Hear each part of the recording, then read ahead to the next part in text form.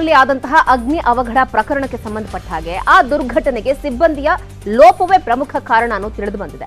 ತಾಂತ್ರಿಕ ವರದಿಯಲ್ಲಿ ಅಸಲಿಯತ್ತೇನು ಅನ್ನೋದು ಬಯಲಾಗಿದೆ.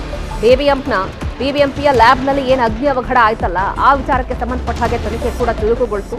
ಈ ಅವಘಡ ಆಗ್ಲಿಕ್ಕೆ ಏನ್ ಕಾರಣ ಅಂದ್ರೆ ಸಿಬ್ಬಂದಿಯ ಲೋಪವೇ ಪ್ರಮುಖ ಕಾರಣ ಅನ್ನೋದು ತಾಂತ್ರಿಕ ವರದಿಯಲ್ಲಿ ಬಯಲಾಗಿರುವಂತಹ ಅಸಲಿಯತ್ತು.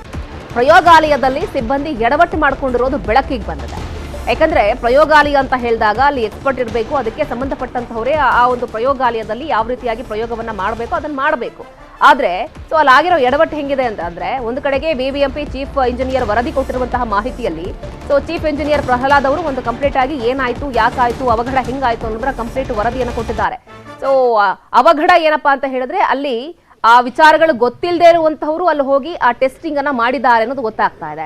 ಆ ಟಾರ್ ರೋಡ್ಗೆ ಏನು ಹಾಕ್ತಾರಲ್ಲ, ಟಾರ್ ಇದೆಯಲ್ಲ, ಅದನ್ನೇನೋ ಟೆಸ್ಟ್ ಮಾಡುವಂತಹ ಸಂದರ್ಭದಲ್ಲಿ ಈ ಬೆಂಜಿನ್ ಅನ್ನೋ ಕೆಮಿಕಲ್ಗೆ ಇದ್ದಕ್ಕಿದ್ದ ಹಾಗೆ ಬೆಂಕಿ ಹೊತ್ಕೊಳ್ಳುತ್ತೆ.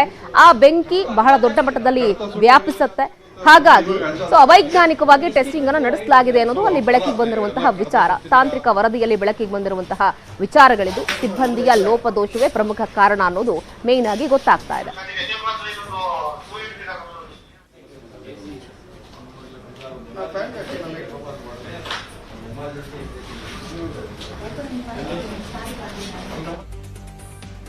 ಹಾಗಾದ್ರೆ ಈ ಬೆಂಕಿ ವರದಿ ಏನ್ ಬಂದಿದೆ? ಹಾಗಾದ್ರೆ ಈಗಾಗಲೇ ಬಿಬಿಎಂಪಿ ಚೀಫ್ ಇಂಜಿನಿಯರ್ ಅವರು ವರದಿ ಕೊಟ್ಟಿದ್ದಾರಲ್ಲ, ಹೆಂಗಾಯ್ತು ಅನ್ನೋದ್ರ ಬಗ್ಗೆ ಕೂಡ ಕೆಲವೊಂದಿಷ್ಟು ಮಾಹಿತಿಗಳು ಕೂಡ ಸಿಗ್ತಾ ಇದೆ. ಅದನ್ನ ಕೂಡ ನೋಡ್ತಾ ಹೋಗ್ಬಿಡೋಣ.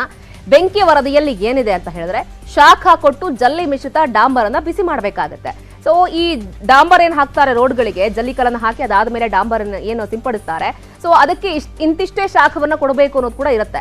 ಆದ್ರೆ ಟೆಸ್ಟಿಂಗ್ ವೇಳೆ ಬೆಂಜಮಿನ್ ಸ್ಫೋಟಗೊಂಡತ್ತೆ. ಅಂದ್ರೆ ಅತಿಯಾದಂತಹ ಶಾಖ ಕೊಟ್ಟಂತಹ, ಮಿನಿಮಮ್ ಇಷ್ಟು ಶಾಖ ಕೊಡಬೇಕು ಅಂತಿದ್ರು ಕೂಡ ಅದಕ್ಕೆ ಜಾಸ್ತಿ ಶಾಖ ತಗುಲಿದಂತಹ ಪರಿಣಾಮ ಈ ರೀತಿಯ ಅವಘಡ ಆಗಿದೆ. ನೋಡಿ, ಹೆಚ್ಚು ಶಾಖ ಕೊಟ್ಟಿದ್ರಿಂದ ಅಲ್ಲಿ ಸ್ಫೋಟ ಆಗಿದೆ, ಕೆಮಿಕಲ್ ಸ್ಫೋಟಗೊಂಡಿದೆ. ಬೆಂಜಮಿನ್ ಅನ್ನೋದು ಕೆಮಿಕಲ್ ಏನಿದೆ ಅದು ಬಹಳ ದೊಡ್ಡ ಮಟ್ಟದಲ್ಲಿ ಬೆಂಕಿ ಹೊತ್ಕೊಳ್ಳುತ್ತೆ. ಈ ಬೆಂಜಮಿನ್ ರಾಸಾಯನಿಕಕ್ಕೆ ಬೆಂಕಿ ಹೊತ್ಕೊಂಡಂತಹ ಪರಿಣಾಮ ಇಷ್ಟೆಲ್ಲ ಅವಾಂತರಗಳು, ಅವಘಡಗಳು ಬಿಬಿಎಂಪಿಯ ಲ್ಯಾಬ್ ನಲ್ಲಿ ಸಂಭವಿಸಿತ್ತು.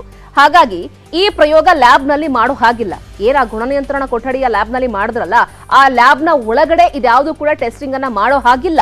ಲ್ಯಾಬ್ ನ ಹೊರಗಡೆ ಮಾಡಬೇಕು. ಯಾಕಂದ್ರೆ ಹೆಚ್ಚು ಕಮ್ಮಿ ಆಯ್ತು ಅಂತ ಹೇಳಿದ್ರೆ ಬೆಂಕಿ ಖಂಡಿತವಾಗ್ಲೂ ಆಟೋಮೆಟಿಕ್ಲಿ ಹೊತ್ಕೊಳ್ಳುತ್ತೆ ಅನ್ನೋದು ಗೊತ್ತಿರುತ್ತೆ. ಹಾಗಾಗಿ ಅದೆಲ್ಲವನ್ನ ಕೂಡ ಲ್ಯಾಬ್ ನ ಹೊರಗಡೆ ಮಾಡಬೇಕು ಅಂತ ರೂಲ್ಸ್ ಇದೆ. ಡಿ ಗ್ರೂಪ್ ನೌಕರರಿಂದ ಪರೀಕ್ಷೆ ಮಾಡಿಸಿರೋದೇ ಇಷ್ಟೆಲ್ಲ ದೊಡ್ಡ ಎಡವಟ್ಟಿಗೆ ಕಾರಣ ಆಗಿದೆ. ಅವ್ರಿಗೂ ಸಂಬಂಧವೇ ಇಲ್ಲದೇ ಇರೋಂಥವರ ಕೈಯಲ್ಲಿ ಟೆಸ್ಟಿಂಗ್ ಅನ್ನ ಮಾಡಿಸಿದ್ದಾರೆ. ಅವೈಜ್ಞಾನಿಕವಾಗಿ ಟೆಸ್ಟ್ ಅನ್ನ ಮಾಡಿಸಿರೋದೇ ಇಷ್ಟು ದೊಡ್ಡ ಮಟ್ಟದಲ್ಲಿ ಅನಾಹುತ ಆಗ್ಲಿಕ್ಕೆ ಕಾರಣ ಅನ್ನೋ ಕಂಪ್ಲೀಟ್ ಆದಂತಹ ವಿಚಾರಗಳು ಕೂಡ ಬೆಳಕಿಗೆ ಬಂದಿದೆ. ಹಾಗಾದ್ರೆ ಬಿಬಿಎಂಪಿ ಚೀಫ್ ಇಂಜಿನಿಯರ್ ಇದ್ದಾರಲ್ಲ ಪ್ರಹ್ಲಾದ್ ಅವರು, ಹಾಗಾದ್ರೆ ಅವರು ಒಂದು ವರದಿಯನ್ನ ಕೊಟ್ಟಿದ್ದಾರೆ. ಆ ವರದಿಗೆ ಸಂಬಂಧಪಟ್ಟ ಹಾಗೆ ಏನ್ ಹೇಳಿದ್ರು ಹಾಗಾದ್ರೆ ಪ್ರಹ್ಲಾದ್ ಅವರು, ಬನ್ನಿ ನೋಡೋಣ.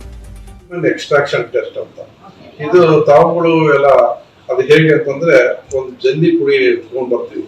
ಇದರಿಂದ ಏನು ರೋಡ್ ಹಾಕಿದ ಮೇಲೆ ಆ ಒಂದು ಪೋರ್ಷನ್ ಕಟ್ ಮಾಡಿಕೊಂಡು ಅಲ್ಲಿ ಒಂದು 500 ಗ್ರಾಮ್ ಅಷ್ಟು ಮೆಟೀರಿಯಲ್ ನ ತಗೊಂಡು ಫಸ್ಟ್ ಅದನ್ನು ಸ್ವಲ್ಪ ಹೀಟ್ ಮಾಡ್ಕೊಳ್ತೀವಿ.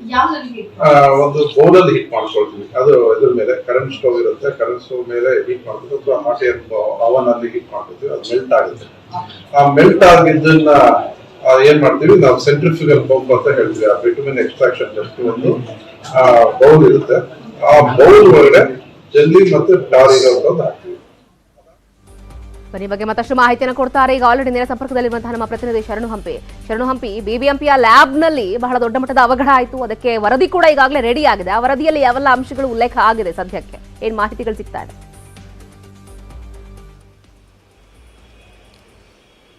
ಶ್ರುತಿ, ಬಿಬಿಎಂಪಿ ಕೇಂದ್ರ ಕಚೇರಿಯಲ್ಲಿ ಲ್ಯಾಬ್ನಲ್ಲಿ ಏನು ಕಳೆದ ಶುಕ್ರವಾರ ಮಧ್ಯಾಹ್ನ ನಡೆದಂತ ಅಗ್ನಿ ಅವಘಡ ಏನಿದೆ ಅದಕ್ಕೆ ಸಂಬಂಧಿಸಿದಂತೆ ಈಗಾಗಲೇ ಪೊಲೀಸರು ತನಿಖೆಯನ್ನ ಮಾಡ್ತಾ ಇದ್ದಾರೆ. ಇದರ ಜೊತೆಗೆ ಸೈಮಲ್ಟೇನಿಯಸ್ ಆಗಿ ತಾಂತ್ರಿಕವಾಗಿ ವರದಿಯನ್ನು ಕೂಡ ನೀಡಬೇಕಾಗಿದೆ.